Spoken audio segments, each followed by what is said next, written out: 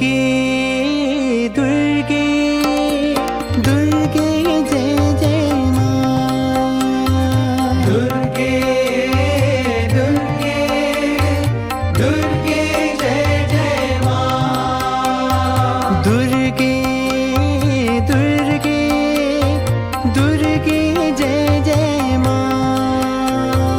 दुर्गे महाकाय सूर्यकोटि समप्रभा निर्विघ्नं कुरु मे देव सर्वकार्येषु सर्वदा। सर्वमंगलमांगल्ये शिवे सर्वार्थसाधिके शरण्ये त्र्यंबके गौरी नारायणी नमोस्तुते।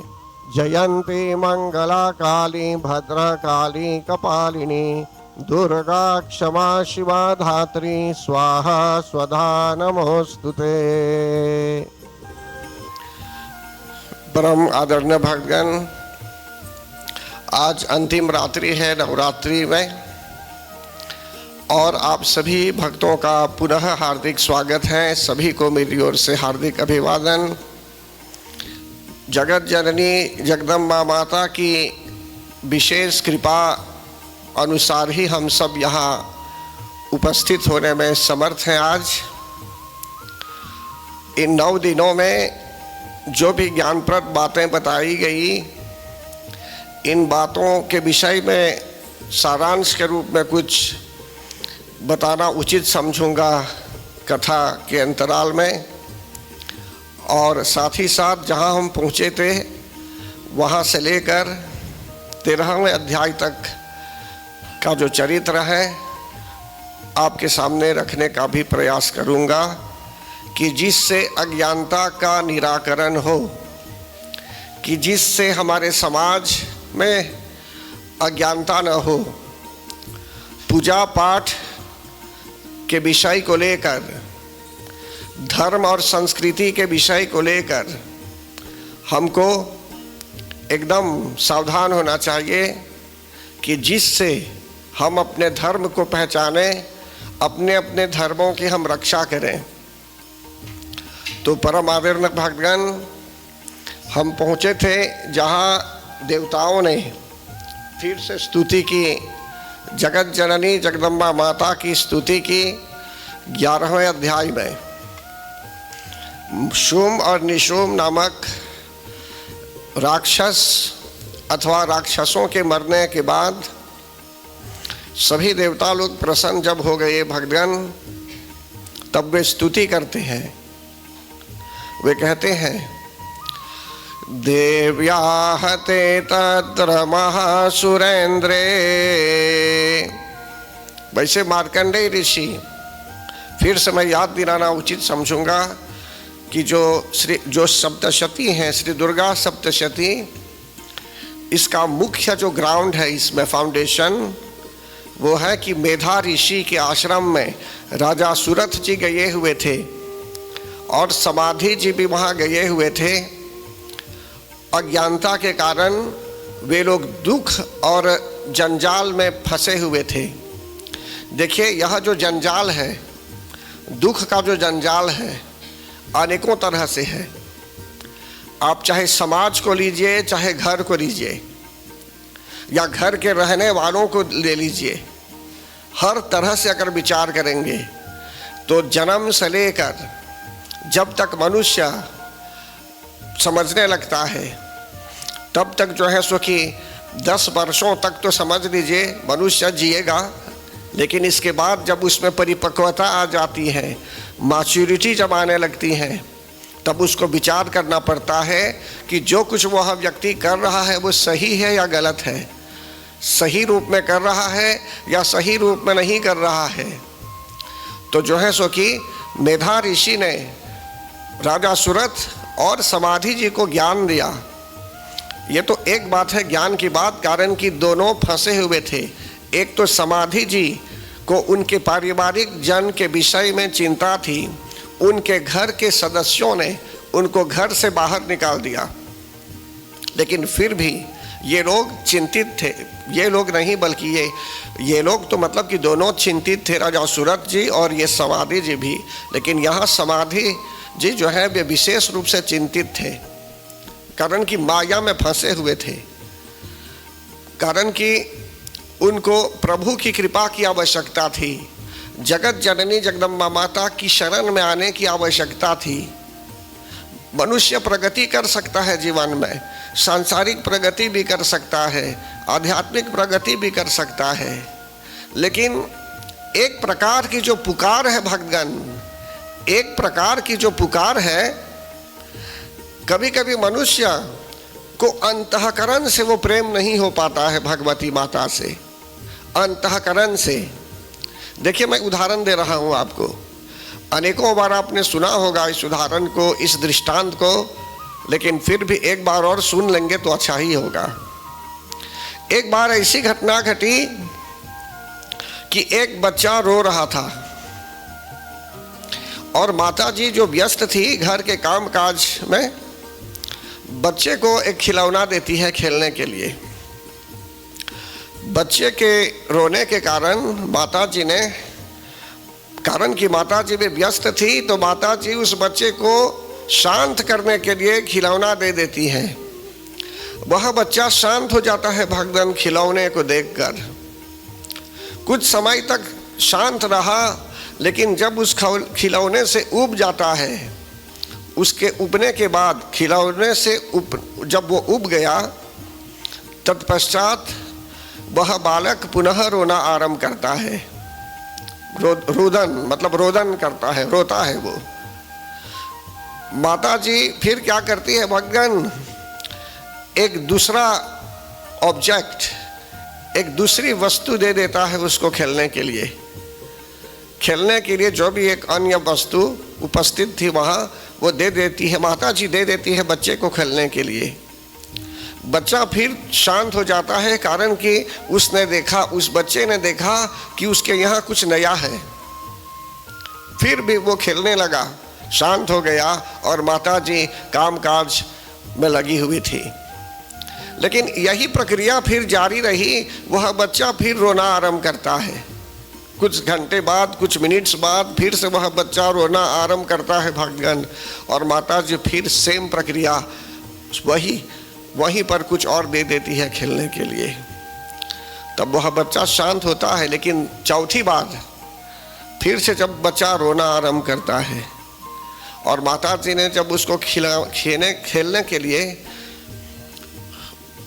किसी प्रकार का ऑब्जेक्ट या किसी प्रकार की वस्तु दी, तो उस समय भक्तगण बच्चा रोना बंद नहीं करता है, रोता ही गया, रोता ही गया, रोता ही गया। क्यों? कारण कि उसको उस समय ज्ञान हुआ, उस बच्चे को ज्ञान हुआ। कैसा ज्ञान हुआ? उस बच्चे को नॉलेज हुआ। किस प्रकार का नॉलेज हुआ? कि अब उसको खिलौना नहीं चाहिए, वो उब गया खिलौने से।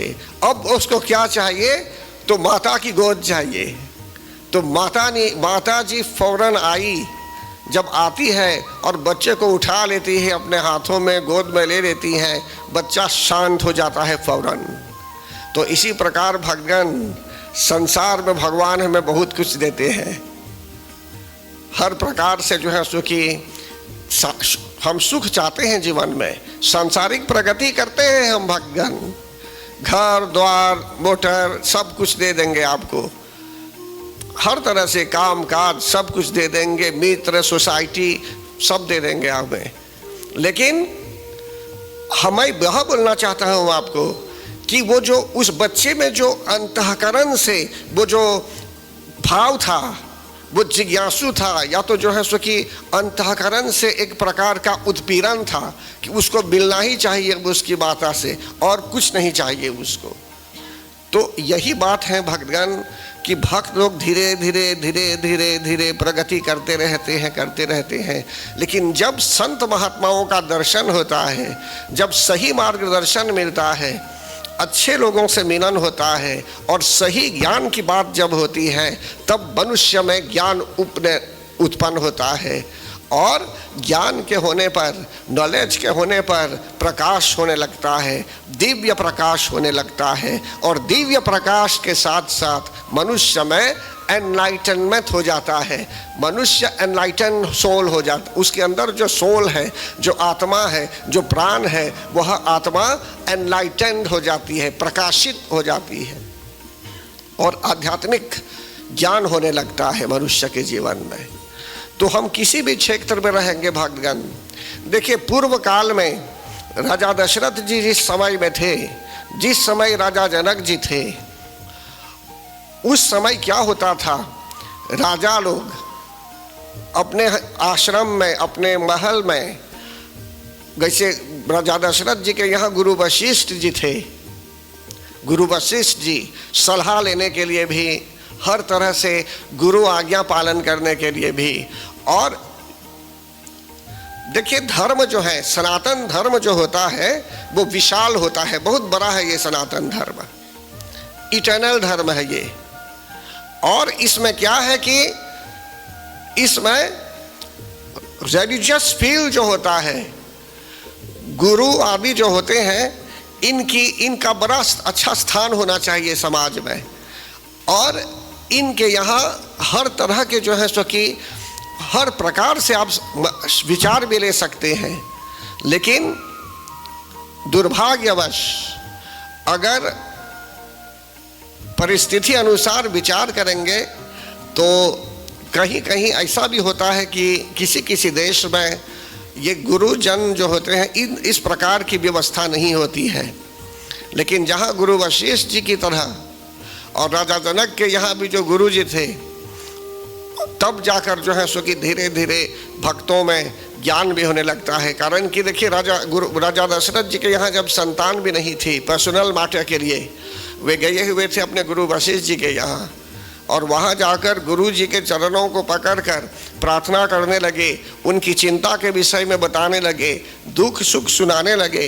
तब जाकर गुरु जी ने सही उपदेश दिया उनको कि आप बिल्कुल चिंता मत कीजिए, आपके यहाँ भी संतान की प्राप्ति अवश्य होने वाली है।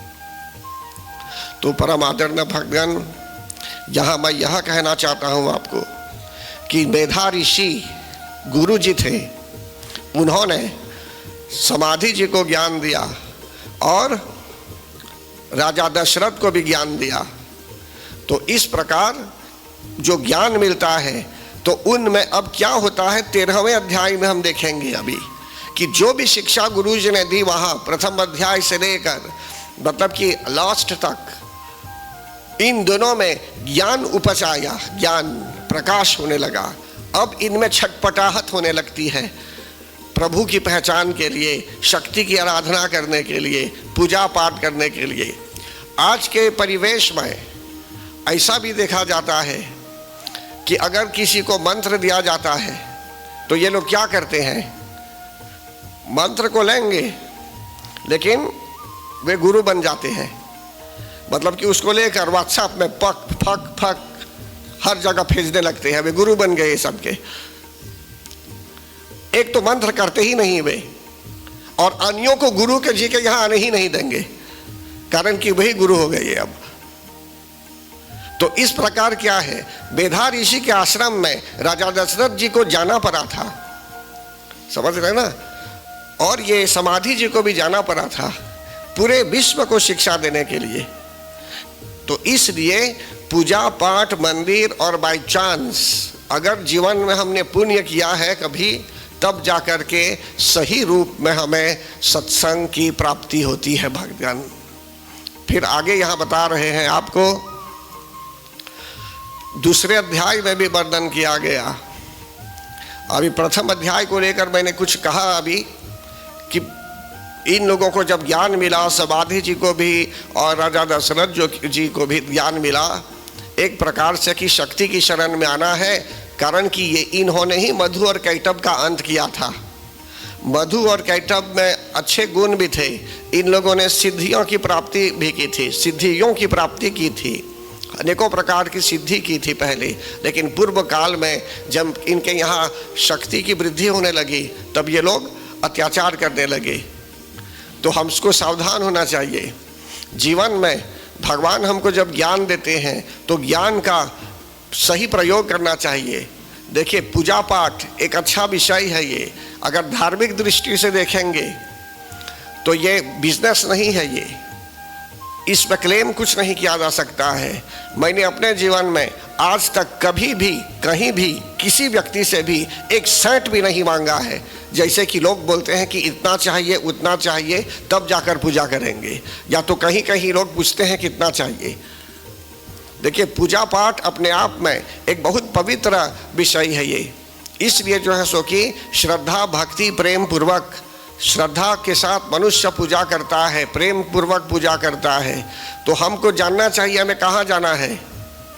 अगर हमको बिजनेस पसंद है तब बिजनेसमैन के यहाँ जाना चाहिए, और यदि आपको शांति चाहिए, पूजा चाहिए, मंत्र चाहिए, यज्ञ चाहिए, तो ऐसे जगह जाना चाहिए। इस देश में अनेक लोग होंगे, दुनिया में अनेक लोग होंगे जो मंत्र उच्चारण करते होंगे।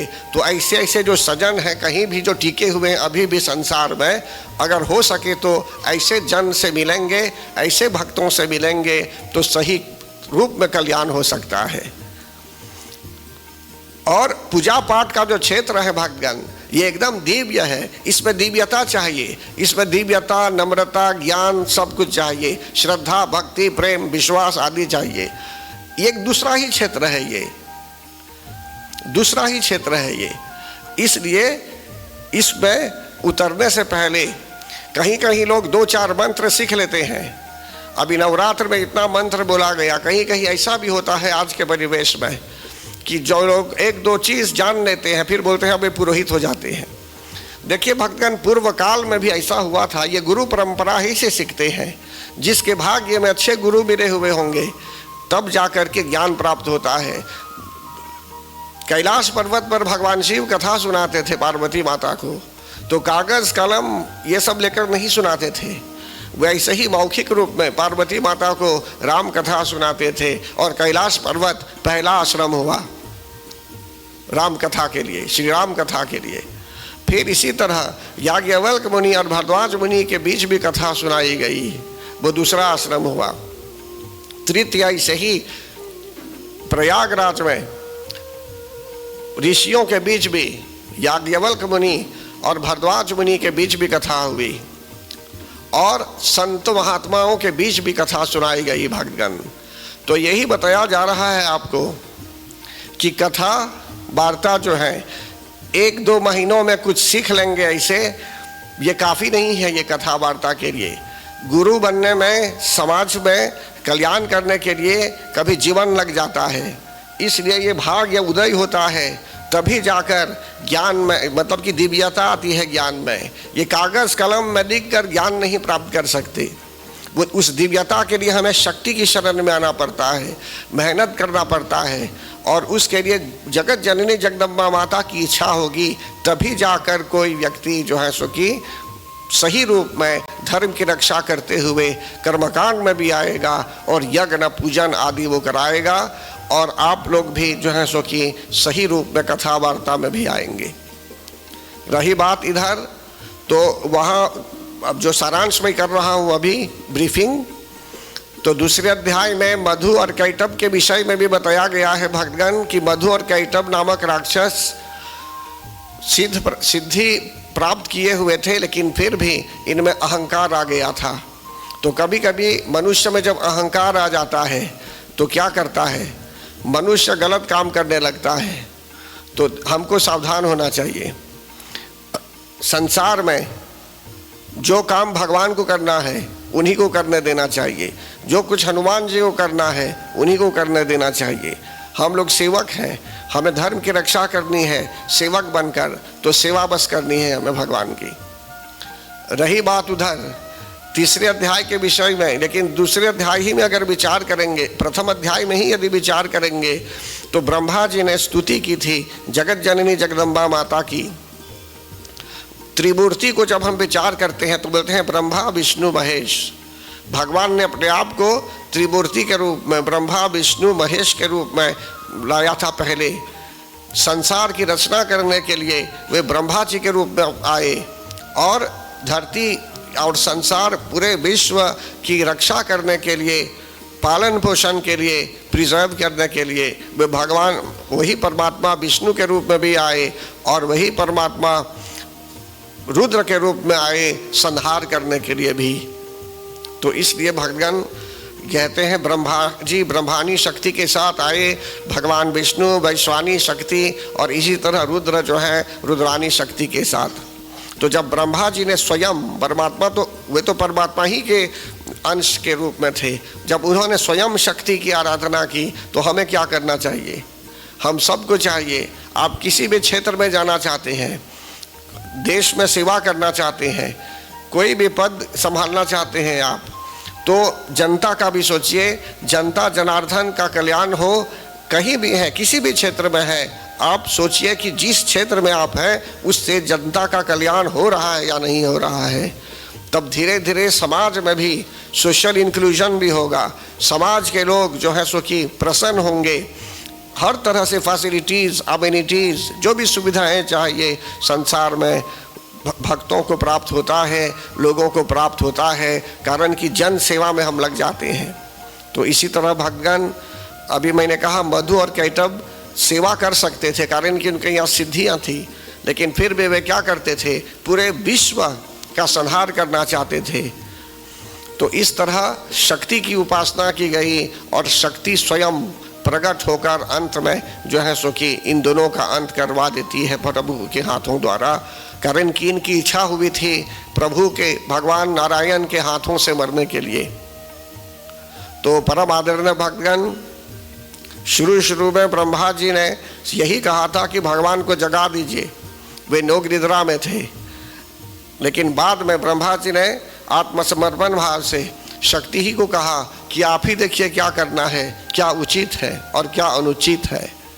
तो परम आदरणीय भक्तगण, इस बात को अगर गहराई से समझेंगे तो हमें रोज अपने आप को समर्पित करना है भगवान को। घर से जब निकल रहे हैं, कहीं जा भी रहे हैं या घर में जब प्रवेश कर रहे हैं, तो भगवान को कम से कम थैंक यू बोलना चाहिए कि हम सही सलामत घर वापस आए हुए हैं। मतलब कि नतमस्तक होना चाहिए उनके आगे, प्रणाम करना है, तब घर में प्रवेश करना चाहिए। तो इसी प्रकार भगवान तीसरे अध्याय में बताया जाता है कि दूसरे अध्याय का तो मैंने अभी संक्षिप्त में वर्णन नहीं किया है, बता रहा हूँ कि महिषासुर की सेनाओं का वध किया गया और तीसरे अध्याय में महिषासुर का वध हुआ। तो महिषासुर कौन था? अहंकार का प्रतीक, सिर्फ अहंकार नहीं, द ग्रेट एगो का प्रतीक, महा अहंकार, द ग्रेट एगो, अहंकार का प्रतीक। तो मनुष्य कभी कभी किसी भी क्षेत्र में वो जाता है, उसमें धीरे धीरे अहंकार होने लगता है, अहंकार। लेकिन हम भक्ति पूर्वक पूजा करेंगे, श्रद्धा पूर्वक पूजा करेंगे, प्रेम के साथ पूजा करेंगे, तो जगत जननी जगदम्बा माता स्वयं हमें शक्ति देगी कि हम अहंकार से बहुत दूर हो जाएं, कि जिससे काम, क्रोध, लोभ, मोह, ममता, अहंकार ये सब आपको अटैक न करें, आप पर आक्रमण न करें। तो परम आदरणीय भक्तगण, महिषासुर ग्रेट एगो के मरने से पहले या उसको मारने से पहले जगत जननी जगदम्बा माता ने उनकी सेनाओं का वध किया। मतलब कि जिस कारणवश हम अहंकारी हो रहे होंगे, तो उस कारण ही को पहले शक्ति हटा देती है। फिर चौथे अध्याय में जगत जननी जगदम्बा माता की स्तुति की जाती है। देवता लोग स्तुति करते हैं, भगवान प्रार्थना करते हैं, अगर ब्रह्मा जी भी प्रार्थना करते हैं, अनेकों प्रकार से प्रार्थना की गई। ये तो एकदम डिटेल में मैं समझा चुका हूँ, यही बात अभी सारांश के रूप में, समरी के रूप में आपको बता रहा हूँ कि हमें भी चाहिए कि हम पूजन अर्चन मंत्रों द्वारा भी करें, श्लोकों द्वारा भी। श्लोक अगर आप नहीं भी बोल रहे होंगे कोई बात नहीं, जैसे आप जानते हैं आप प्रार्थना करेंगे, लेकिन विशेष विशेष अनुष्ठान के लिए जैसे शुरू में बताया गया, उसके लिए जो व्यक्ति, जो पुरोहित के रूप में इस क्षेत्र में ऑलरेडी है, ऐसे ऐसे पुरोहितों के माध्यम से ही जो है सो कि हवन यज्ञ अर्चन करवाना उचित होता है। अथवा अगर आप जानते हैं करने के लिए यज्ञ अपने से, तो ये दूसरी बात है ये। तो रही बात इसमें यहाँ मंत्रों द्वारा, मंत्रों का झनकार होना, सप्तशती पाठ सुनना। अब देखिए इसमें बहुत जगहों में दुर्गा माता ने स्वयं कहा है, यहाँ तक कि 12वें अध्याय में भी जाएंगे तो आपको बताया जाएगा कि उन्होंने ये महात्म्य, जो महात्म्य होता है जहाँ पर ये सब अध्याय हैं, इस महात्म्य का भी वर्णन किया है कि ये भी आवश्यक है हमारे लिए। तो इसलिए जो है सो कि मैंने अभी यहाँ वर्णन किया कि उस प्रकार का वातावरण, जो वातावरण हमारे लिए अनुकूल हो, जिससे हम आध्यात्मिक उत्थान करें, अपलिफ्टमेंट हो, स्पिरिचुअल अपलिफ्टमेंट भी हो, घर में शांति भी हो, शांति की स्थापना भी हो, मित्रता भी हो अन्य लोगों से भी, हर तरह से जो है सो कि बच्चों का भी कल्याण हो, पारिवारिक जन जो है वे भी सुखपूर्वक एकदम शांति के साथ जीवन व्यतीत करें। रही बात इधर 5वें अध्याय की, और 4वें अध्याय में दुर्गा माता ने हमें वरदान दिया है। देवता लोग प्रसन्न होकर जब स्तुति करने लगे तो जगत जननी जगदम्बा माता वरदान देती है उन्हें। याद कीजिए हरदम कौन कैसा वरदान देती है वे। एक तो जब भी देवता लोग उन्हें पुकारेंगे तो वे जगत जननी जगदम्बा माता सुनेगी पुकार सुनकर वे देवताओं पर कृपा भी करेगी और आवश्यकता अनुसार रूप लेकर के भी आएगी और जो है सो कि उनका कल्याण करेगी, राक्षसों से बचाएगी, पूरे विश्व का कल्याण भी करेगी। और उसी वरदान के दूसरी पंक्ति में देवताओं ने एक तो उनके लिए मांगा, सगन द्वितीयतः उन्होंने मनुष्यों के लिए भी वरदान मांग लिया कि जो भी मनुष्य, आप चाहे मॉरिशस में है, चाहे भारत में है, चाहे इंग्लैंड में है, चाहे लंदन में है, कहीं भी है, आप स्पेन में है, ऑस्ट्रेलिया में भी है, कनाडा में भी है, कहीं भी है, मॉरिशस के में ही नहीं, दुनिया भर में किसी भी कोने में जो भी मनुष्य रहता होगा, यदि वो श्रद्धा भक्ति से शक्ति की अर्चना करेगा तो निसंदेह जगत जननी जगदम्बा माता कल्याण करेगी, कारण कि हर एक मनुष्य को वरदान मिला है। लेकिन जिसको गुरु के माध्यम से, जैसे मेधा ऋषि ने ज्ञान दिया राजा सूरत को और समाधि जी को, तो इसी प्रकार हर एक क्षेत्र में जहाँ जहाँ जो जैसे अच्छे गुरु मिल जाते होंगे, उनके माध्यम से भी जब ज्ञान मिल जाता है, वास्तविक ज्ञान जब मिलता है, तब जाकर मनुष्य जाग जाता है। समझते हैं ना? तो श्रद्धा भक्ति प्रेम मंत्र पूजन ये सब जरूरी है,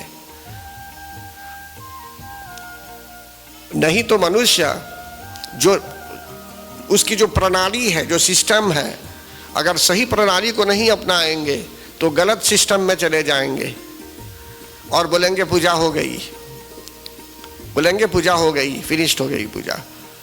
तो पूजा पाठ ये एक क्षेत्र प्यू है, ये एकदम ये डिवाइन मेथड है, ये हमें डिवाइन क्षेत्र में आना चाहिए।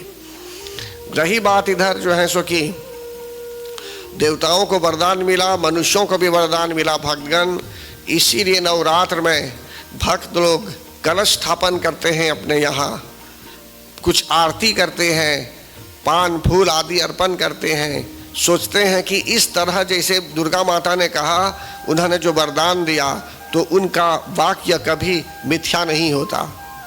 जगत जननी जगदम्बा माता ने जब कह दिया कि जो पुकारेगा उन्हें श्रद्धा भक्ति प्रेम पूर्वक, जहाँ पाठ भी होगा, जहाँ स्तुति भी की जाएगी, उनकी अर्चना की जाएगी, तो समझ लीजिए वहाँ वे लक्ष्मी के रूप में वास करती है। उन्होंने स्वयं कह दिया है उनके ही शब्दों में। तो इन सब को आधार मानते हुए उनके ही वचनों के बलबूते पर हमको विश्वास होना चाहिए कि जो उन्होंने बताया वो सही है और सही रूप में हमें कुछ करना चाहिए। देखिए कहीं कहीं आप विचार करेंगे, मनुष्य 2 घंटे तक या 2 घंटों तक कभी तैयारी में लग जाता है। आपके यहाँ यदि एक जगत जननी जगदम्बा माता की मूर्ति भी है, आप श्रद्धा से पूजा कर रहे हैं प्रतिदिन, तो ठीक है, आप उसमें विश्वास रखते हुए पूजा कर सकते हैं। कलश आदि जब स्थापन करते हैं तो उसमें नारियल को ऐसे ही रखना पड़ता है। एक कलश और एक नारियल कितना बड़ा है ये? लगभग कितने फीट का है बताइए? 12 इंच लगभग, माना जाए 2 फीट। ओके, तो मनुष्य कहीं कहीं, सभी लोग नहीं, कहीं कहीं ऐसा होता है सजाने में मनुष्य समय लगा देता है, डेकोरेशन करने में। कलश और ये जो नारियल टोटल अगर लेंगे हाइट तो लेस देन 2 फीट है, लेकिन कहीं कहीं लोग बोलते हैं कि वे सजाना नहीं जानते हैं, अन्य लोग आएंगे सजाने सब करने। तो एक बच्चे का जब जन्म होता है तो मेरे ख्याल से 2 फीट से कम ही है। तो एक बच्चे को अगर एक लड़की है वो तो एक साड़ी पहना सकते हैं पूरा 5 फीट, 5 साड़ी कितने मीटर की होती है? 5 मीटर्स की साड़ी पहना सकते हैं। एक छोटा ही कपड़ा देंगे पहनने के लिए उसके आकार के आधार पर। इसी तरह जो है सो कि जगत जननी जगदम्बा माता की मूर्ति छोटी भी होती है, बड़ी भी होती है। हनुमान जी की मूर्ति छोटी भी होती है, बड़ी भी होती है। अगर देखेंगे परी तालाब में तो 6 फीट की हनुमान जी है, 6 फीट की मूर्ति है, लगभग 6 फीट। और यहाँ छोटी मूर्ति हनुमान जी की देखेंगे तो वो एकदम 2 फीट से कम है। तो किस लॉजिक को यूज करेंगे? 1 घंटा लेने के लिए, धोती पहनाने के लिए लगभग 5 मीटर की एक छोटी मूर्ति में। अब उसमें भी परिवार लोग झगड़ेंगे आपस में कि इसने अच्छी तरह नहीं किया, उसको अच्छी तरह से होना चाहिए। अच्छा, अब ध्यान दीजिए, एक बच्चा है, अगर आप चाहेंगे तो उसको एक गिफ्ट दे सकते हैं, चाहे कीमती गिफ्ट भी दे सकते हैं। तो अगर भगवान हनुमान जी तो मच्छर के रूप में भी हो गए थे, ये मूषक के रूप में भी हो गए थे, लंका जब जा रहे थे तो सुरसा के मुख में जाकर फिर निकल भी आए। तो मूर्ति यदि छोटी भी है भक्तगण, उसके आधार पर कपड़ा पहनाएंगे तो साउंड होता है अच्छा। और धोती एक 5 मीटर की देना चाहेंगे हनुमान जी को तो कोई बात नहीं, उनके सामने रख दीजिए, अर्पण हो जाएगा। समझते हैं ना? दुर्गा माता को आप साड़ी अर्पण करना चाहते हैं या अन्य लोग साड़ी अर्पण करना चाहते हैं, एक ही दिन में 10 लोग ला चुके साड़ी, अच्छा मानना जाए, एक ही तो साड़ी पहनेगी या 10 के 10 पहना देंगे? कहने का भाव है सामने रख देंगे तो अर्पण हो गया, लेकिन मूर्ति जितना उसका आकार जैसा है उसी आकार के अनुसार कुछ पहनाना पड़ता है। तो कहीं कहीं मनुष्य जो है सो कि बहुत समय लगा देता है डेकोरेशन करने में, सजाने में, सब कुछ करने में। तो मतलब कि उसका जो बाहरी पहलू है, बाहरी एस्पेक्ट है, इस पर ध्यान ज़्यादा मनुष्य देता होगा। लेकिन फिर भी ऐसा उसने सीखा होगा देखते देखते समाज में। लेकिन मैं लॉजिक अनुसार बता रहा हूँ आपको कि जो महादेव मूर्ति है, मंगल महादेव, उनको 50 सेंटीमीटर का कपड़ा पहना सकते हैं? उसमें नहीं, उसमें बड़ा कपड़ा चाहिए। और जो दुर्गा माता है परी तालाब में खूब ऊंची, उनमें तो ऑलरेडी वस्त्र है। कहने का भाव है ये सब जो मूर्तियां होती हैं सब में वस्त्र है अंदर ऑलरेडी, लेकिन हम लोग श्रद्धा के साथ अर्पण करते हैं। इसी प्रकार जब जगत जननी जगदम्बा माता प्रकट हुई थी भक्तगण, तो दिव्य वस्त्रों के साथ प्रकट हुई थी। कैसे प्रकट हुई थी? दिव्य वस्त्रों के साथ, दिव्य आभूषणों के साथ, दिव्य माला के साथ। कोई भी देवता बिन वस्त्र के नहीं है, सब में दिव्य वस्त्र है, लेकिन हम अपनी श्रद्धा से उन्हें वस्त्र अर्पण करते हैं। समझ रहे हैं ना क्या बता रहा हूं? 1000 लोग आएंगे, 1000 साड़ी अर्पण करेंगे, तो जिसने अर्पण किया फिर वापस कर दीजिए उसको। जो कपड़ा लाया है अर्पण करने के लिए, आप भगवती माता को अर्पण करके लौटा दीजिए। क्यों? प्रसाद हो गया उसके लिए, वो पहनेगा। मतलब कि धोती है हनुमान जी के लिए तो वो व्यक्ति पहनेगा, और सारी महिलाओं के लिए तो महिला पहनेगी। समझते हैं ना? इसीलिए यहां पर भी जब श्रद्धा, बोलिए प्रेम से भगवती माता की जय। श्री राम जय राम, जय जय राम। श्री राम जय राम, जय जय राम। श्री राम जय राम, जय जय राम। श्री राम जय राम, जय जय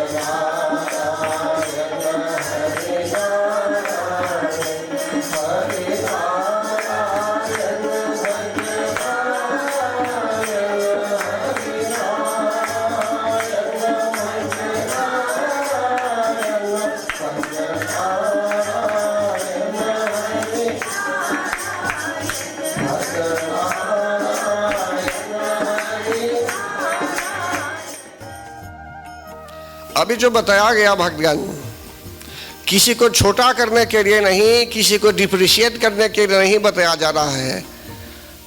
आपको बताया जा रहा है कि आपके घर में अगर एक छोटी भी मूर्ति है तो बराबर विश्वास रखिए उस पर। अगर एक छोटी भी मूर्ति है दुर्गा माता की, अगर कलश नहीं भी है, तो ये मत सोचिए जिस दिन आप अपने यहाँ 5 मीटर की साड़ी लगाएंगे मूर्ति में तभी दुर्गा पूजा करेंगे। समझते ना?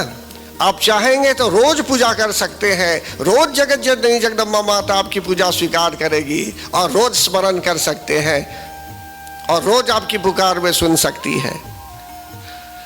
जिस आकार की जो मूर्ति है उसके आधार पर अगर एक कपड़ा पहना देते हैं तो आज बहुत लोग पूजा क्यों नहीं करते होंगे? कभी कभी उनके यहाँ कम समय है, रश है, ऑफिस जाना है, जाना तो चाहिए ऑफिस, लेकिन बहुत कॉम्प्लिकेटेड कर देते हैं अपने ही में। लेकिन साधारण रूप में रखेंगे, एक छोटी मूर्ति है, स्नान कराएंगे तो थाली में भी रख देंगे, लोटे लेकर पानी भर देंगे लोटे में, आप स्नान भी करा सकते हैं उस श्रद्धा से, तो भी इस पूजा को भी स्वीकार करती है। जहाँ कहीं मूर्ति नहीं भी है, मिट्टी की भी मूर्ति बनाकर, पार्थिव मूर्ति भी बनाकर मनुष्य श्रद्धा भक्ति प्रेम पूर्वक पूजा अर्चना कर सकता है। जगत जननी जगदम्बा माता इस पूजा को भी स्वीकार करती है। इससे तो अच्छा है कि हम कुछ न करें, बोलेंगे समय नहीं है निकल गए, या तो बोलेंगे अभी नहीं, नवंबर में एक ही बार नवरात्र में हमारे यहाँ दुर्गा माता की पूजा होगी। आप तो रोज कर सकते थे पूजा। तो ये एक वीकनेसेस हैं कहीं कहीं। अगर आप सोच रहे होंगे, अगर हमारी विचारधारा ऐसी है कि पूजा दुर्गा माता नहीं सुनती है, बस नवरात्रि में ही सुनेगी, नहीं, उन्होंने हमें वरदान दिया है तो हम कभी भी उनको पुकारेंगे। आप कहीं जा भी रहे हैं, प्लेन में भी है, स्मरण भी करेंगे तो भी कनेक्ट हो जाएंगे। और यहाँ तक कि अगर आप अपने साथ ले जा रहे हैं शक्ति को एक छोटी मूर्ति के रूप में भी, छोटी एकदम, तो भी जहाँ भी जाएंगे आप वहीं रख देंगे आपकी मूर्ति को, मतलब कि शक्ति के रूप में, शक्ति की को पहचानेंगे उसमें आप, वो श्रद्धा रहेगी आपकी।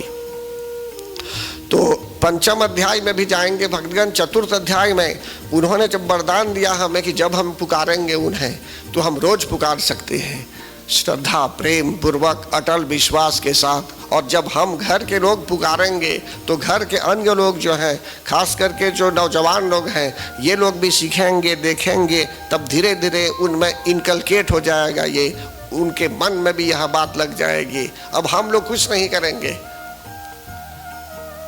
तो अन्य लोग क्या करेंगे? तो थोड़ा थोड़ा कुछ ना कुछ देखते देखते, ऑब्जर्व करते करते बच्चे अपने आप सीख लेते हैं। खास करके 7 वर्ष से नीचे वाले जो बच्चे हैं वो देखते देखते ऑब्जर्वेशन में बहुत कुछ सीख लेते हैं बचपन काल में ही। मुझे अभी भी याद है, प्रतिदिन मेरे दादाजी जब पूजा करते थे, शालिग्राम शिला में चीनी से स्नान कराते थे प्रतिदिन, तुलसी डालते थे, जल आदि डालकर, दूध से भी कभी पानी से भी स्नान कराकर, फिर रोज हम सबको जो लोग घर में थे वे पंचामृत देते थे पीने के लिए। वो संस्कार पड़ा। तो इसलिए सिर्फ मैं ही नहीं, जैसे मैंने कहा ये भ्राताश्री जो है यहाँ, ये तो पहले से ही उन दादाजी के साथ उठते बैठे थे। इन लोगों को भी रोज पंचामृत, सही बोलता हूँ या गलत? तो ये क्या है, दिव्यता आ जाती है जीवन में और वह संस्कार रह जाता है। अब माता पिता घर में इतने बिजी हो जाते हैं, इतने व्यस्त हो जाते हैं कि बच्चे लोग भी आज उनसे भी ज़्यादा फास्ट हो जाते हैं बिजी। कहने का भाव है कि ये संस्कार पहले माता पिता जो गुरु हैं भगवान, माता पिता ये गुरु होते हैं और शिक्षक भी गुरु हैं, और अन्य प्रकार से जहाँ दीक्षा प्राप्त करते होंगे ये भी गुरु है, या तो कोई भी व्यक्ति जो आपको ज्ञान दे रहा है वो भी एक प्रकार का गुरु हो जाता है जीवन में। गुरु उसको बोलते हैं जो जीवन से अंधकार को मिटाता है, अंधकार को निकाल कर या अंधकार का निराकरण करता है और जीवन में दिव्य प्रकाश लाता है। फिर इसके बाद 4थे अध्याय के बाद 5वें अध्याय में क्या होता है भगवान? 5वें अध्याय में जो है सो कि फिर से किसी कल्प के बाद में, मतलब कि कल्प भेद के अनुसार किसी कल्प में, एक विशेष एपोक में, मतलब कल्प, फिर से अन्य राक्षस हुए। इनके नाम शुंभ और निशुंभ पड़े थे। तो फिर देवताओं को यही बात याद आई कि शक्ति ने वरदान दिया है, तो इन लोगों ने फिर पुकारा और फिर से जो है सो कि शक्ति प्रकट हुई और इन लोगों को आश्वासन दिया कि कल्याण करेगी। तो उस समय धूम्रलोचन नामक राक्षस को भी मारा गया। जब पता चला कि शक्ति एक ऐसी दिव्यता उनमें है, एक स्वरूप बना, एक ऐसा सौंदर्य इस प्रकार का है उनमें कि अन्य किसी के यहाँ नहीं, तो डेफिनेटली शक्ति जो है, सब जो भी सुंदरता है दुनिया में, जो कुछ भी है, वो सब तो उन्हीं से हम प्राप्त करते हैं। वही तो सोर्स है सब कुछ के लिए। उन्हीं ने तो ही जो है सो कि सृष्टि की रचना भी की है ब्रह्मांडी शक्ति से। तो जो भी हमारे यहाँ नहीं भी है, उनके यहाँ तो सब कुछ है, कारण कि उन्हीं से हम कुछ प्राप्त करते हैं। तो इस प्रकार के सौंदर्य को देखकर, स्वरूप को देखकर शुंभ और निशुंभ विचलित हो गए और इनकी इच्छा थी कि रानी के रूप में जो है सो कि उस शक्ति को उनके आश्रम, उनके महल में होना चाहिए। आश्रम में नहीं बल्कि उनके महल में होना चाहिए। तो इसी बात को लेकर समझ लीजिए शुंभ और निशुंभ ने धूम्रलोचन को भेजा। धूम्रलोचन को मार दिया गया। धूम्रलोचन स्मोकी आइस का प्रतीक है यहाँ। तो हम भी जीवन में जब प्रगति करना चाहेंगे, भक्ति करना चाहेंगे, शक्ति की शरण में जब हम आना चाहेंगे, वो पुकार, जैसे उस बच्चे में पुकार, एक प्रकार से बच्चा पुकार रहा था माता जी को, तो हम भी जब पुकारने लगते हैं, जब पुकारने लगते हैं उनको और वे हमारी पुकार जब सुन लेती हैं, तो समझ लीजिए एक प्रकार की छटपटाहट हो जाती है मनुष्य में। एक प्रकार से मनुष्य और कुछ सीखना चाहता है, शरण में आना चाहता है। तो यही बात है यहाँ भक्तगण। एक भजन आता है, इसमें हम एक साथ गाएंगे। अभी शुरू कीजिए, आप ही लोग जानते हैं भजन, तेरे सिवा। भाई साथ साथ बोलूँगा, माँ के लिए दीजिए एक। तेरे सिवा माता कोई नहीं मेरा, तुझको मेरा प्रणाम। साईं।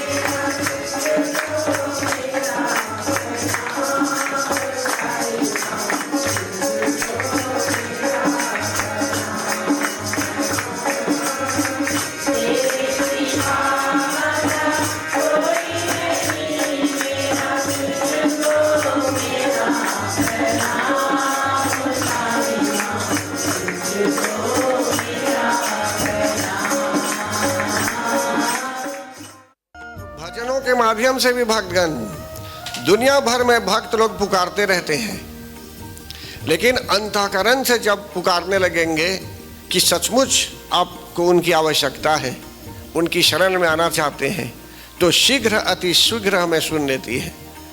माना जाए कहीं फोन बजा रहे हैं आप, फोन उठ नहीं, कोई नहीं रहा फोन। इसी प्रकार भगवान को अगर वैसे आप कहीं फोन कर रहे हैं, फोन नहीं लग रहा है, आप ट्राई करेंगे 1 बार 2 बार 3 बार 4 बार, तो हो सकता है बाद में कहीं से फोन आ जाए, आपको जहाँ फोन करना है वो लोग ले लेंगे। इसी प्रकार भगवान कभी नेटवर्क बिजी रहता है, या तो किसी प्रकार से कोई व्यस्त है, उसने फोन नहीं देखा, या तो एक मिस कॉल हो गई, आपने ख्याल नहीं किया।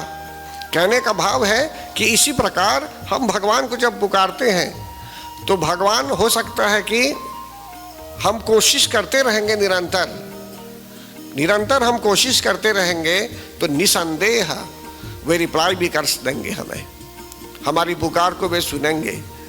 तो इस तरह हमें प्रयास करते ही रहना चाहिए, कोशिश करते ही रहनी है।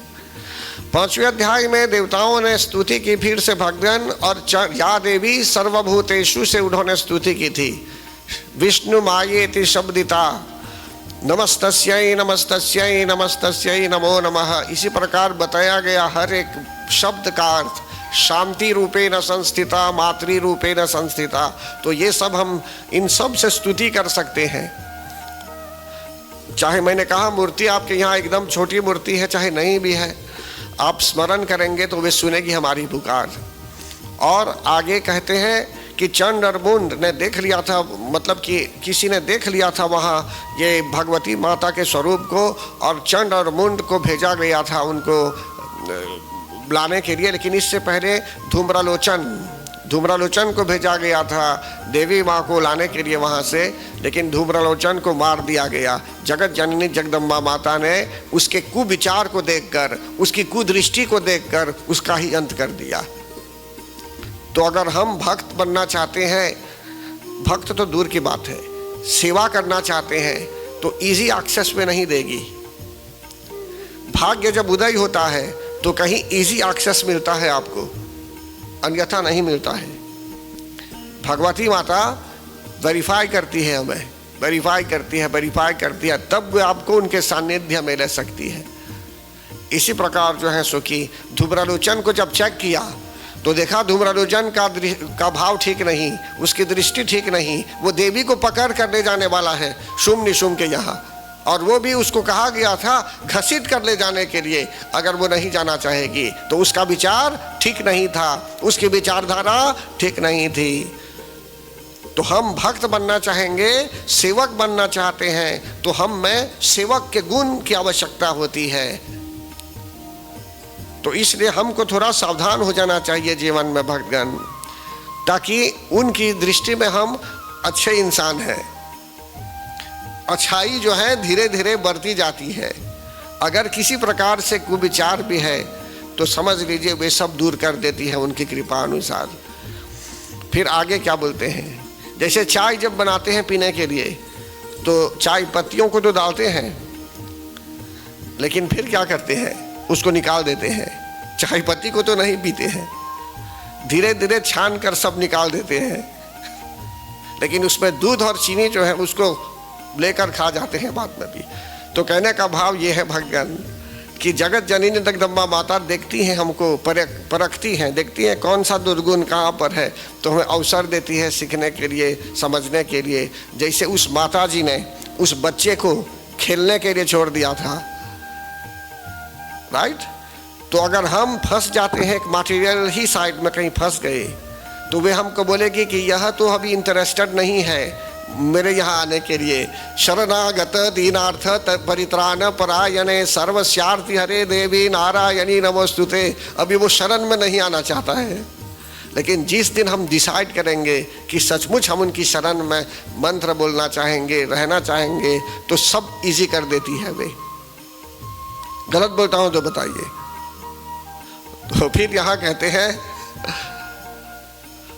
उस बच्चे की भांति मनुष्य में एक प्रकार से छटपटाहट देख पाएंगे आप।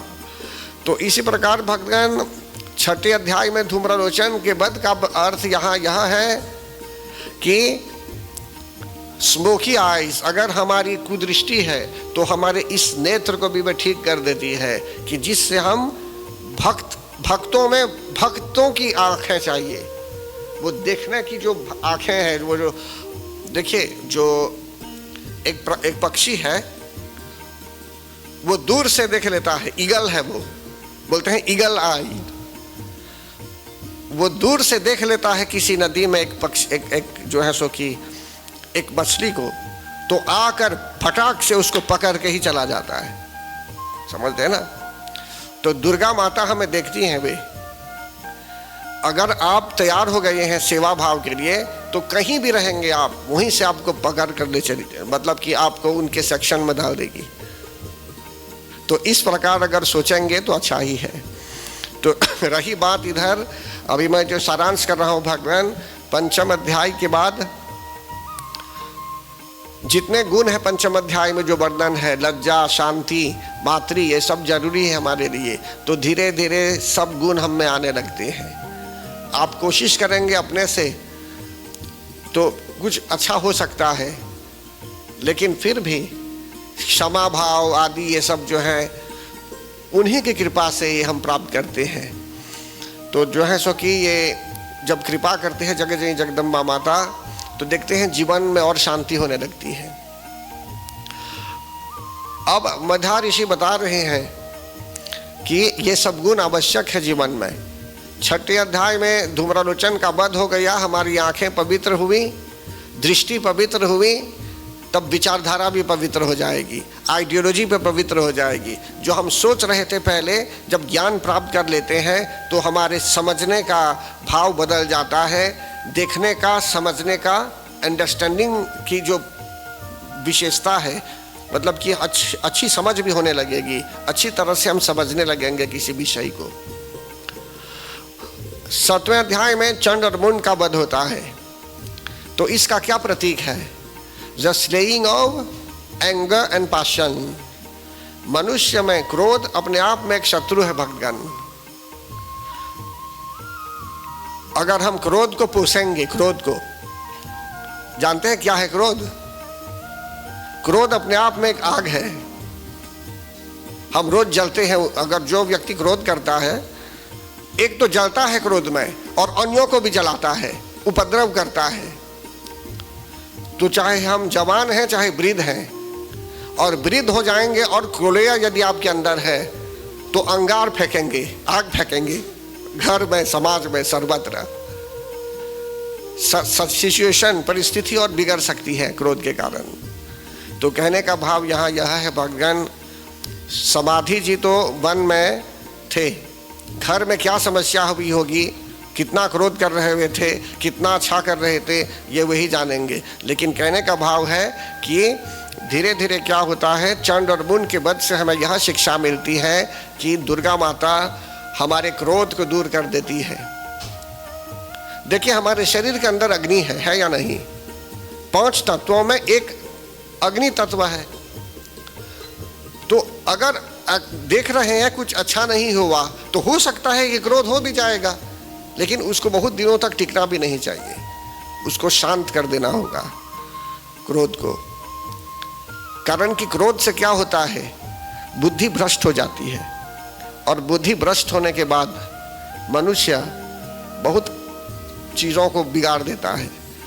तो क्रोध के आवेश में अगर हम रहेंगे तो संतुलन खो देंगे, एक एक्विलिब्रियम भी नहीं रहेगा, और समाज में, घर में, ऑफिस में, कहीं भी अनेकों प्रकार की कठिनाई हो भी सकती है एक क्रोध के कारण।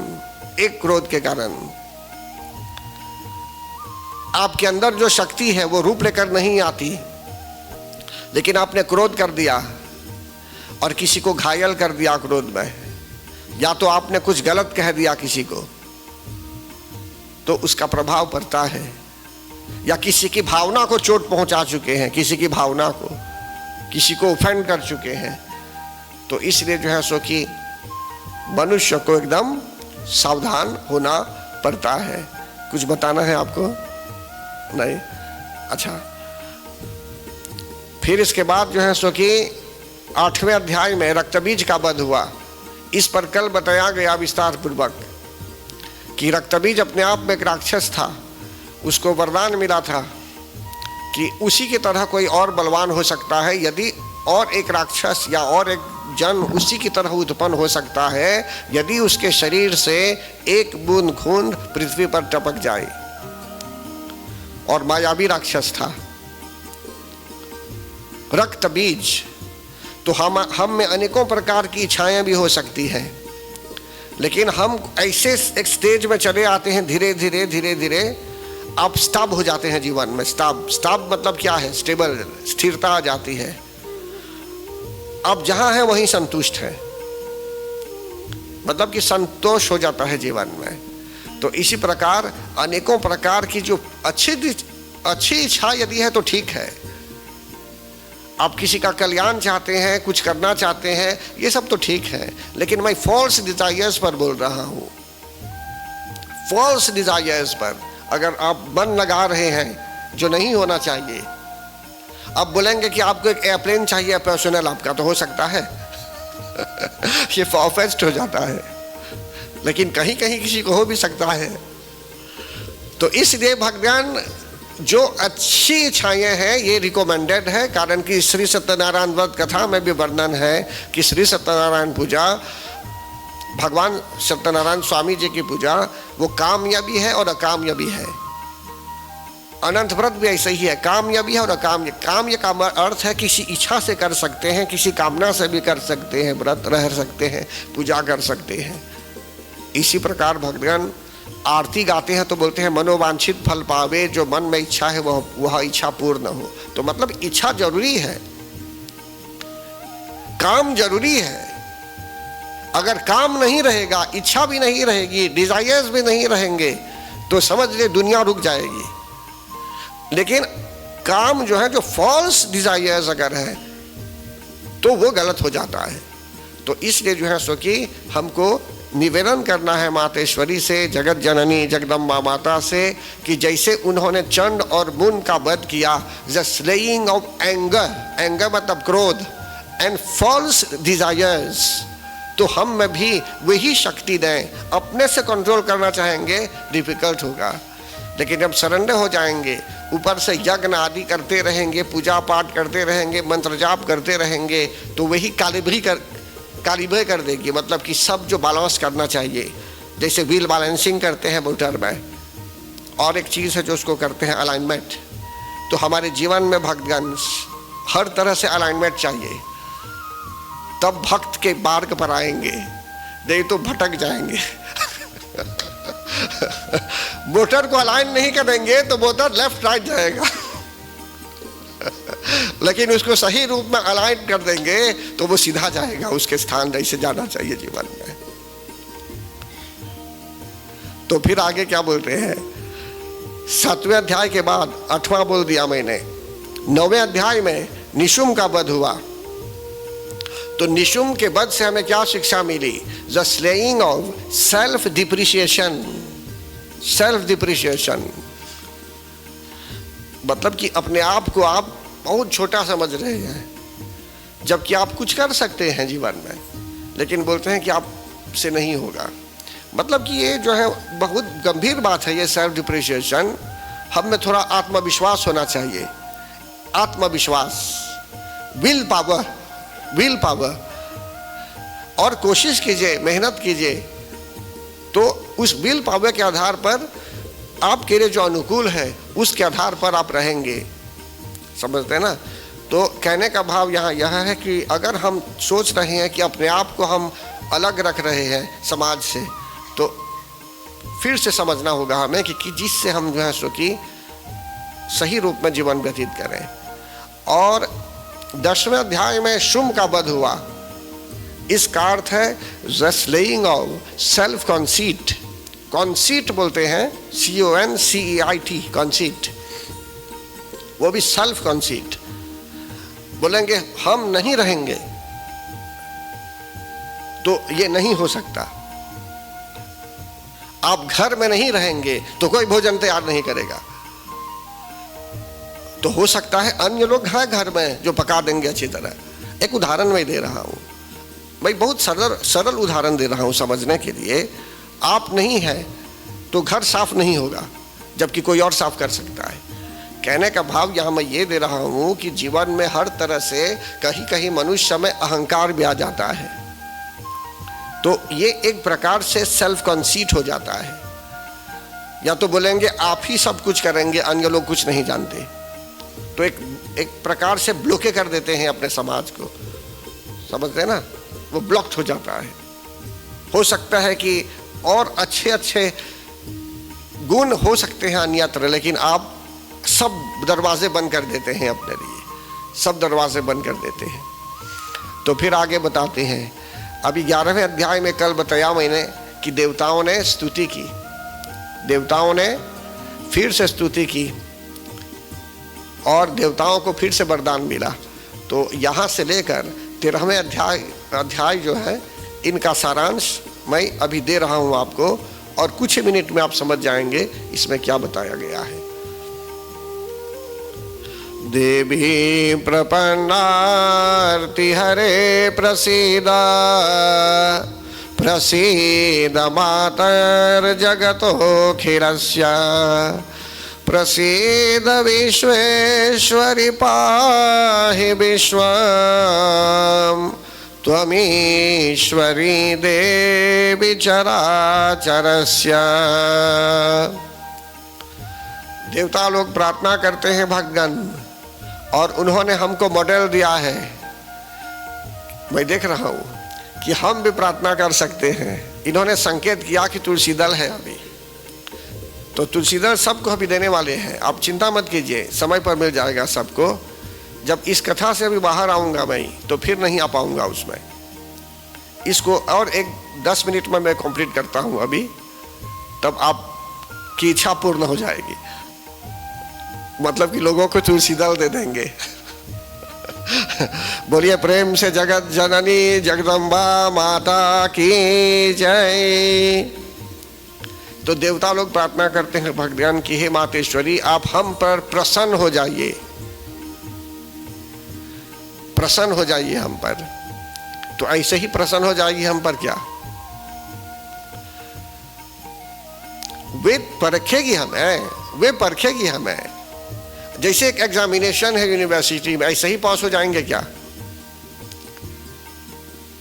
किसी ने आपको हेल्प भी किया कुछ तैयारी करने में भी, लेकिन वहां तो बैठ के आप ही को तो लिखना होगा। फिर एग्जामिनेशन रूम में कौन लिखेगा? वहां असाइनमेंट के लिए कहीं से भी आपको हेल्प मिल जाता है, कंप्यूटर से भी, इंटरनेट से भी सर्च करेंगे, कुछ हो गया, तो ऐसे ही होता है। लेकिन जिस दिन एग्जामिनेशन रूम में गए हैं तो उसके मार्क्स कैसे मिलेंगे आपको? तो उस सब्जेक्ट को समझना चाहिए। इसी प्रकार भगवान जगत जननी जगदम्बा माता कब हम पर प्रसन्न होगी, कब हमें मार्क्स देगी?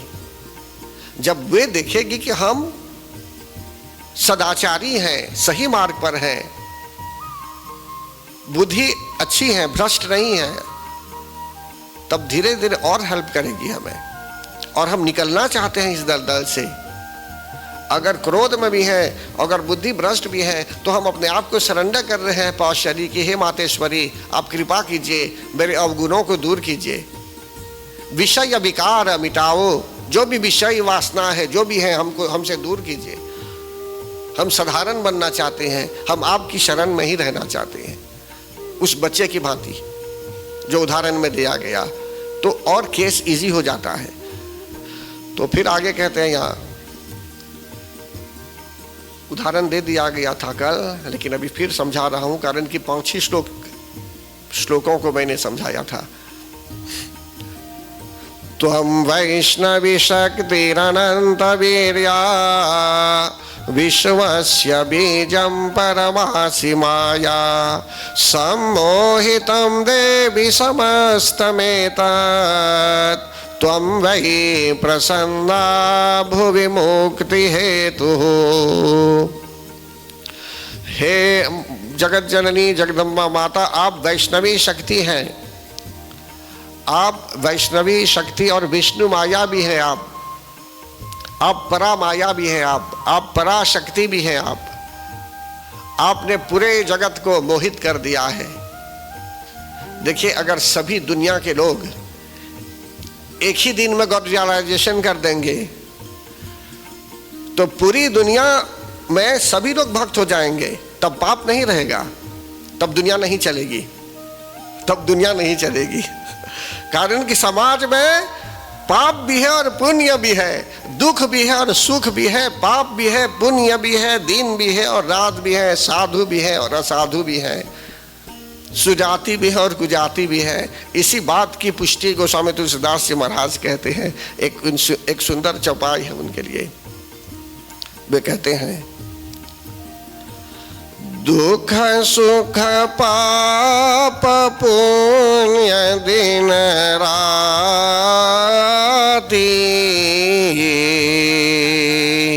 साधु असाधु सुजाति कुजाति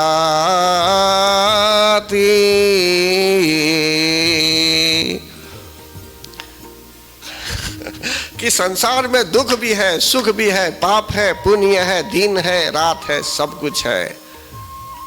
समझते हैं ना? लेकिन इसी संसार में हमें रहना है। इसी संसार में रहते हुए हमको उनका सेवक भी बनना है।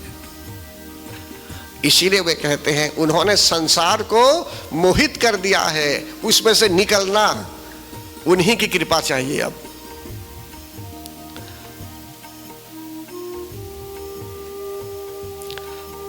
विद्या समस्तास्तव देवी भेदाः स्त्रियः समस्ता सकला जगत्सु त्वयैकया पूरितमम्बयैतत् का ते स्तुतिस्तव्य परा परोक्ति।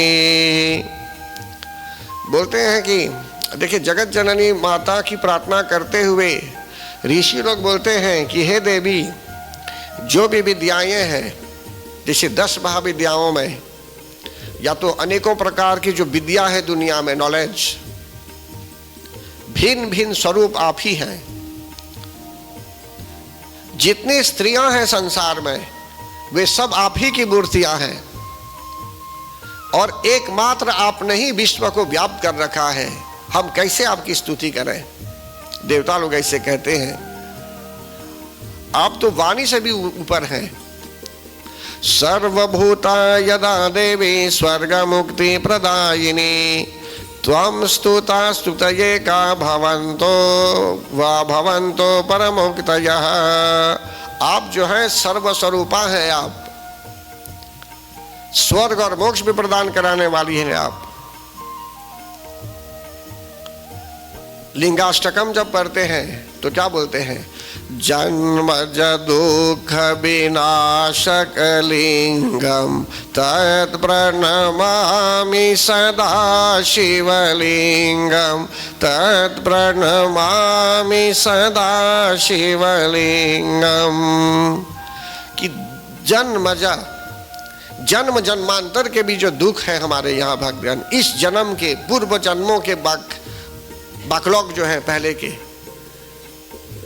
तो ये दुनिया ऐसी है भगवान कि ऐसा ही हुआ है। हमारा जन्म और मरण होता है संसार में, और पूर्व जन्मों के भी जो बाकलौग भी हैं, सब दूर हो जाएंगे। हरि नाम स्मरण करते हुए, शक्ति की शरण में आते हुए, शिव शक्ति की आराधना करते हुए। तो इससे हमें हमारा सनातन धर्म सिखाता है कि हम शिव जी पर पूरा विश्वास रखें, शिव शक्ति पर बराबर विश्वास रखें, लक्ष्मी नारायण भगवान की जो हम पूजा करें, और हर तरह से जो है सो कि अपने धर्म को हम पहचाने, सनातन धर्म को पहचाने। भगवान निर्गुण भी हैं और सगुण भी हैं। निर्गुण रूप में भी उनको मानिए और सगुण रूप को मत छोड़िए। भगवान ने जब हमें संसार में भेजा है तो उन्होंने नहीं कहा कि आप सिर्फ निर्गुण उपासना कीजिए या आप सगुण कीजिए। भागवत गीता में क्या है?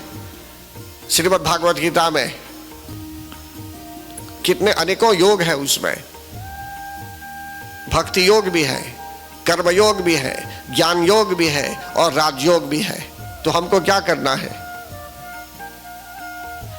देखिए, भगवान ने जब हमारे लिए बनाया है, सिर्फ भगवत गीता दी है हमें, तो उसमें सब है। तो इसी प्रकार एक मोटर में आप जा रहे हैं या आपने एक मोटर खरीदा है, उसमें 4 दरवाजे हैं। आपको क्या करना चाहिए? आप अकेले ड्राइव करते हैं, 3 उधर के दरवाजों को लॉक कर देना चाहिए हरदम के लिए। क्या आप एक ही दरवाजा यूज करेंगे?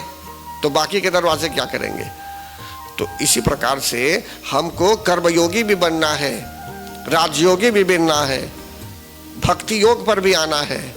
अब आप बोलेंगे नहीं, मैं सिर्फ ध्यान करूंगा, मैं निर्गुण ब्रह्म को जानता हूं, बाकी का नहीं जानता, भक्ति योग को नहीं जानता, डिवोशनल सर्विस को नहीं जानता, ट्रांसेंडेंटल सर्विस को नहीं जानता। आप न पुराण पढ़ना चाहेंगे, न गीता पढ़ना चाहेंगे या सुनना चाहेंगे या वक्तव्य सुनना चाहेंगे, रामायण भी नहीं सुनेंगे। रामायण तो हमारे एक जैम है, ये एक पेयल है ये। तो हमें यह शिक्षा मिल रही है भगवान की भक्ति पथ पर भी आना है हमें, और धीरे धीरे जगत जननी जगदम्बे माता हमें बुद्धि भी प्रदान करती है। सर्वस्य बुद्धि रूपेण जनस्य हृदि संस्थिते स्वर्ग अपवर्गदे देवी नारायणी नमोस्तुते। कि स्वर्ग अपवर्ग जो भी चाहिए आपको, जो वे देखती है कि हमारे लिए अनुकूल है, समय पर हमें प्रदान भी करा देती है। सर्वमंगल मांगल्ये शिवे सर्वार्थ साधिके शरण्ये त्र्यंबके गौरी नारायणी नमोस्तुते। हर तरह से मंगल प्रदान कराने वाली है भगवान। और ये सब जो मैं समझा चुका था आपको, लेकिन फिर भी अभी सवरी के रूप में कह रहा हूँ। जो पहले दिन ही बताया गया था 7 श्लोकों के विषय में, उसमें अनेकों श्लोक आते हैं, जैसे कि रोगान शेषान पहन से तुष्ठा रुष्ठा तु कामान सकलान अभिष्ठान त्वामाश्रिता नाम न विपन्नरानाम त्वामाश्रिता याश्रयताम प्रयांति। तो रोग आदि उनके प्रसन्न होने पर सब दूर हो जाते हैं भगवान, लेकिन हम उन्हें क्रोधित ना करें, कारण कि वे क्रोध में आ जाएगी तो उनका प्रकोप पड़ सकता है हम पर। इसलिए हमें सावधान होना चाहिए जीवन में। और लक्ष्मी, महाविद्या, अविद्या सब वही दे सकती हैं, अंधकार भी दे सकती हैं, प्रकाश भी दे सकती हैं, सब प्रकार की शक्ति उनमें है। देवी प्रसीद परिपालनाय, मतलब कि आप प्रसन्न हो जाइए और आगे चल के भी हमें बचाते रहिए शत्रुओं से भी। जैसे आपने अन्य राक्षसों को मार दिया, तो हम भी प्रार्थना कर सकते हैं कि हे मातेश्वरी हमारी रक्षा कीजिए और शत्रुओं का भी अंत कीजिए। प्रणतानां प्रसिद्धत्वं देवे विश्वार्तिहारिणी त्रैलोक्यवासिनामीड्ये लोकानां वरदा भव। आप विश्व की पीड़ा दूर कीजिए, पूरे संसार की रक्षा कीजिए, और हम आपकी जो शरण में हैं तो हमारा कल्याण भी कीजिए। आप हम पर प्रसन्न होइए। और आप तो तीनों लोगों की ईश्वरी हैं, धरती आकाश पाताल सब की ईश्वरी हैं। आप जो है सो कि सब लोगों को वरदान दीजिए।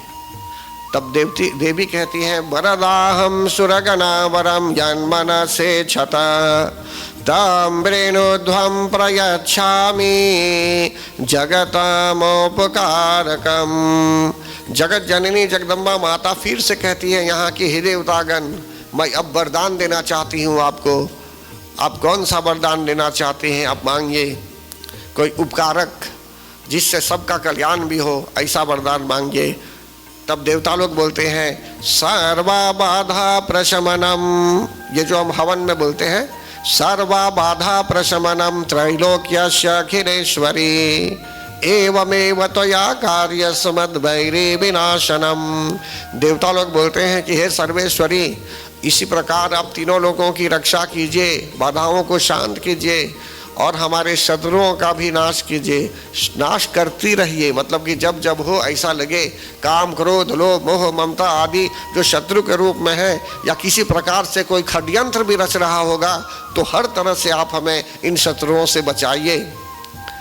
फिर कहते हैं यहाँ कि वे अवतरित होने वाली है, मतलब कि कब कब अवतरित होगी, कब कब राक्षसों का अंत करेगी। तो इस प्रकार से उन्होंने वर्णन किया कि जैसे शुम निशुम के विषय में कहा, कभी उनका नाम दुर्गा भी पड़ेगा, कभी ऐसा समय यदि होगा कि पृथ्वी में 100 वर्षों तक वर्षा भी नहीं तो भी सब्जी के रूप में मतलब कि वे रहेगी और शाकंभरी नाम से जानी जाएगी।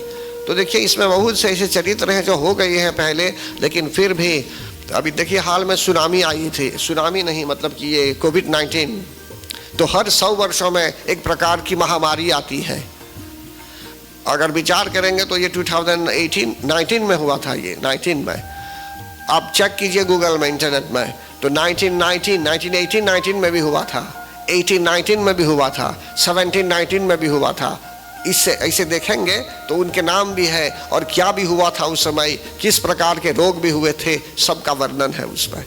तो इसी प्रकार महामारी कभी भी आ सकती है, लेकिन हम प्रार्थना कर सकते हैं। महामारी की एक प्रकार का रोग फैल जाता है कि बहुत लोगों को कष्ट होने लगता है या किसी प्रकार की कलामिटी, तो हम प्रार्थना करते रहेंगे तो इन सब उपद्रवों से बच भी सकते हैं भक्तगण। जैसे मॉरिशस में आप सभी लोग प्रार्थना करते रहते हैं, तो देखिए हम भी बच गए, कोविड-19 में हम सब लोग बच गए। नहीं तो किसी किसी देश में आपने देखा क्या हो गया, कितने लोगों को दुनिया भी छोड़ देना पड़ा।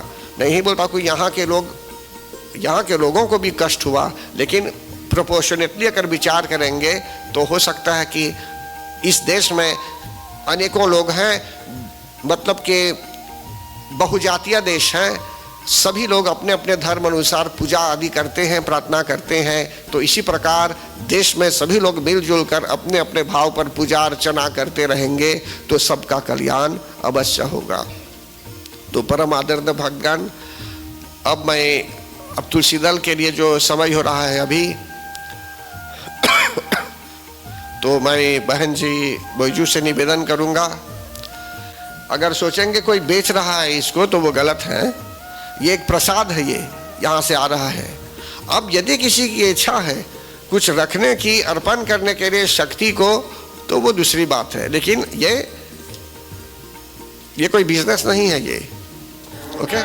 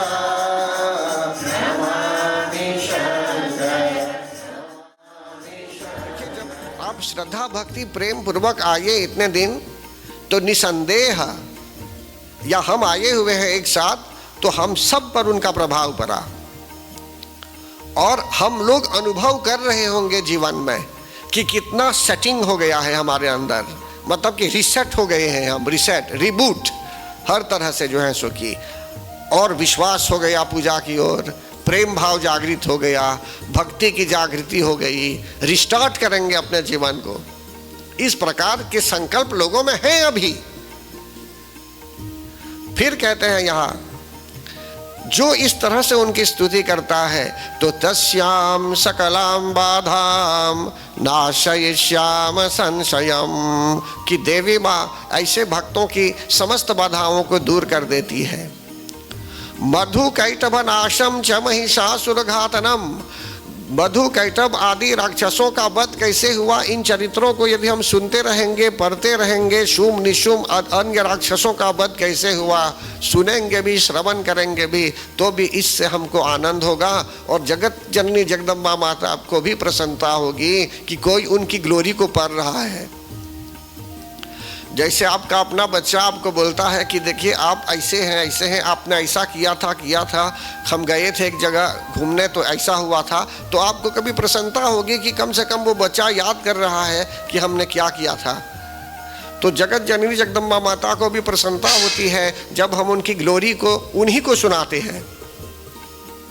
फिर आगे, अष्टम्याम च चतुर्दश्याम नवम्याम चैकचेतसः, अष्टमी नवमी चतुर्दशी इन तिथियों को जाने नहीं देना चाहिए। ऐसे ही रोज पूजा कीजिए, लेकिन इन तिथियों में और कुछ आराधना आप कर सकते हैं अलग से, वो भी भक्ति पूर्वक महात्म्य भी सुन सकते हैं। महात्म्य से हवन भी हो सकता है। न तेषाम दुष्कृतम किंचित दुष्कृता न चापतः, जो मानव वैसा करता है तो गरीबी दशा नहीं आती उसके यहाँ, आपत्ति भी नहीं आती भक्तगण, और भविष्य में गरीबी दशा भी नहीं होती और लोग अपने से बिछुड़ते भी नहीं हैं। शत्रु तो न भयम तस्य दस्युतो वान राजतः, शत्रु आदि से भय नहीं रहता, अस्त्र शस्त्रों से भी भय नहीं रहता। कहने का भाव है कि अस्त्रों का भी सही प्रयोग करना जानते हैं, कुप्रयोग नहीं करेंगे। पाठ पर और महात्म्य पर एम्फसाइज कर रही है जगत जननी जगदम्बा माता कि सुनना भी चाहिए, वो भी भक्ति से भी। दैहिक दैविक भौतिक ताप शरीर के अंदर शरीर के बाहर आदि जो भी ताप है सब दूर कर देती है और पूरे विश्व की भी रक्षा कर सकती है, यहाँ तक कि महामारी भी महामारी समुद्भवान, राइट। जो इस प्रकार अपने घर में भी समाज में देश में भी पूजा अर्चना करता है तो लक्ष्मी के रूप में भी वास करती है। बलि प्रदाने पूजा यज्ञ कार्य महोत्सवे, पूजा हवन अग्नि कार्य का अर्थ हवन, ये सब भी आवश्यक होता है जीवन में। कुछ बात है क्या? ओके। जानता अजानता वापि बलि पूजाम तथा कृताम, फिर से होमम आ रहा है, बर्तिष्याम्यम प्रीत्या बहनी होमम तथा कृतम। तो देखिए हवन का कितना महत्व है इसमें, पूजन का कितना महत्व है इसमें। शरत काले महापूजा, मतलब कि महापूजा जैसे भी कर रहे हैं, ये सब भी जरूरी है जीवन में। सुनने के लिए फिर कह रही है महात्म्या, बाल ग्रह विभूतानाम बालानाम शांति कारकम, बच्चों पर भी ग्रह प्रभाव यदि है तो हमको सावधान होना चाहिए। हम उनके लिए भी प्रार्थना कर सकते हैं। किसी से दुश्मनी भी है तो दुश्मनी मित्रता में भी बदल सकती है। इस प्रकार उन्होंने हमें सावधान किया। फिर कहती हैं पठन के बाद अगर स्मरण भी करना होगा, स्मरण रिमेम्बर भी करना होगा उन्हें, तो भी समझ लीजिए वो भी अच्छा है। स्मरण ममै तच्चरितम ननो मुचेत संकटात्, तो हमें उनके चरित्रों को स्मरण भी करना है, उनके नामों का भी स्मरण करना है। ऐसा करते रहने से लक्ष्मी के रूप में व्यवस्थित हो जाती है, अभ्युदय होता है। भव कालेन्द्र नाम शैव लक्ष्मीर्वृद्धि प्रदा गृहे शैवा भावे तथा अलक्ष्मीर्विनाशयोपजायते। मनुष्यों का अभ्युदय होता है, घर में लक्ष्मी के रूप में स्थित हो जाती है, शांति प्रदान करती है, लेकिन वही अभाव के समय गरीबी की दशा में वही आ सकती है। फिर आगे भगवान यहाँ कहते हैं कि पुष्प गंध आदि से उनकी पूजा करें, स्तुति करें, अगरबत्ती चिराग कपूर आदि से पूजा करें। ये सब जो है बहुत इजी है, लेकिन कुछ न कुछ करते रहना चाहिए उनके लिए। फिर लास्ट में 12वें अध्याय में मेधा ऋषि फिर बात करते हैं ये समाधि जी से और राजा सूरत से, और इनको बताते हैं कि आप इतना ज्ञान प्राप्त कर चुके हैं, अब से अब कोशिश कीजिए साधना करने के लिए।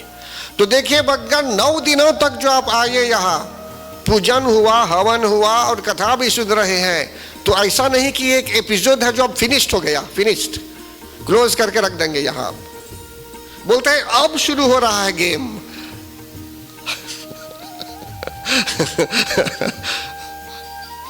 राजा सूरत को मेधा ऋषि बोलते हैं इतना ज्ञान प्राप्त कर चुके हैं, लेकिन अब आप साधना कीजिए, जो भी बताया गया है साधना कीजिए। तब क्या करते हैं ये दोनों, गंगा के तट पर बैठकर स्मरण करते हैं दुर्गा माता का, और उनको कुछ अर्पण भी करने की इच्छा हुई तो पार्थिव मूर्ति बनाकर, मिट्टी बालू आदि की मूर्ति बनाकर वहां पूजा करने लगे, श्री सूक्त का उच्चारण करने लगे।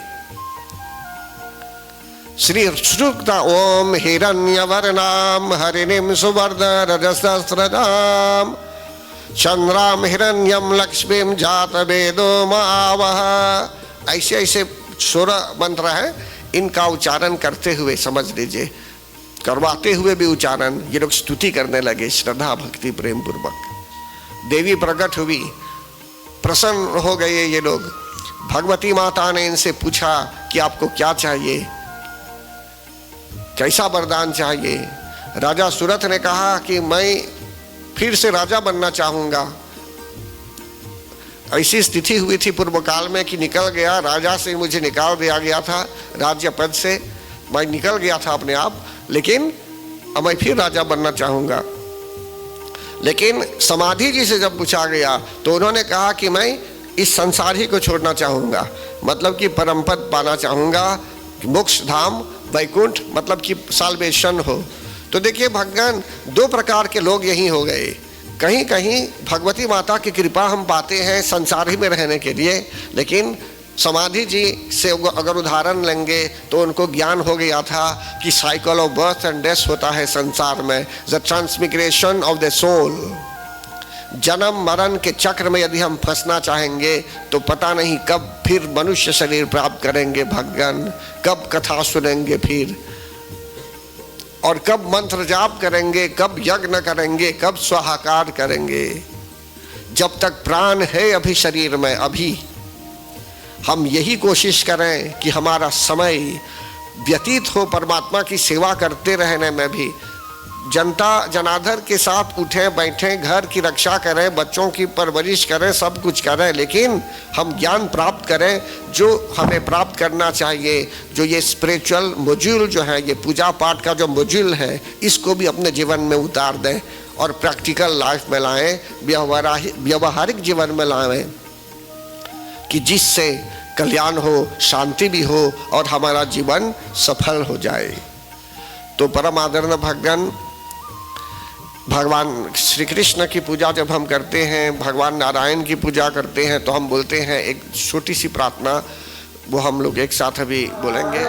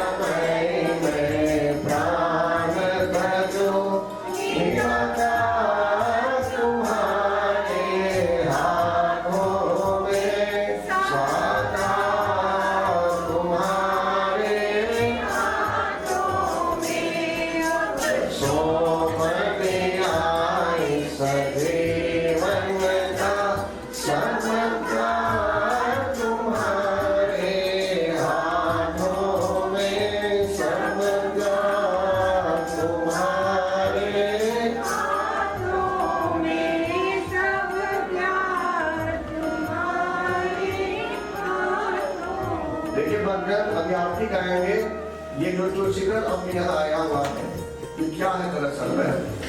ये क्या करते हैं इससे? देखिए, ये अपने आप जैसे दूध के लिए जोड़न होता है ना? रखेंगे जोड़न तो दूध में वो दही बनाने के लिए जोड़न रखते हैं ना। एक पौधा पौधे के रूप में ये धान जौ आदि रखे यहाँ, तो इनमें दिव्यता आ गई है, दिव्यता आ गई है। हवन भी हुआ, पूजन भी हुआ, कथा भी हुई। हम लोग तो नहीं थे यहाँ, चले गए थे दिन में, रात्रि में नहीं थे, लेकिन ये जो पौधा था यहाँ वो यही था, समझ गए ना? इसमें दिव्यता आ गई है। तो एक तरह से हमारे लिए ये बहुत उपकारक है कि इससे जो है सुखी हमारे घर में दिव्यता आ सकती है। यह विश्वास आपके अंदर होना चाहिए और इसको रखना है आपके पूजा रूम में या एक जगह सुरक्षित, कि जिससे ये दिव्य भाव जो है वो रहे आपके घर में, और आपको निसंदेह इससे बहुत प्रोत्साहन मिलेगा, हर तरह से एंथुसियास्ट होगा अपने वातावरण को शुद्ध करने के लिए भी और भक्ति पथ पर और आगे जाने के लिए। आप देश के राजा भी चाहे हो जाएंगे, जैसे राजा सुरत हुआ था, उसको भी शक्ति ही समझ में आना था। इसलिए हम कहीं भी रहेंगे दुनिया में, किसी भी पद में भी रहेंगे, कहीं भी हो जाएंगे, राजा भी हो जाएंगे, प्रजा भी हो जाएंगे, तो भी हमारा कर्तव्य बनता है कि हम शक्ति की शरण में रहें, शक्ति की उपासना करें। तो इसलिए भगवान ये प्रसाद समझिए जगत जननी जगदम्बा माता का, लेकिन ये प्रसाद खाने वाला नहीं, मतलब कि इसको रख भी सकते हैं सुरक्षित, और चावल आदि है तो समझ लीजिए इससे बरकत भी हो सकती है, आपके घर में बहुत प्रगति हो सकती है।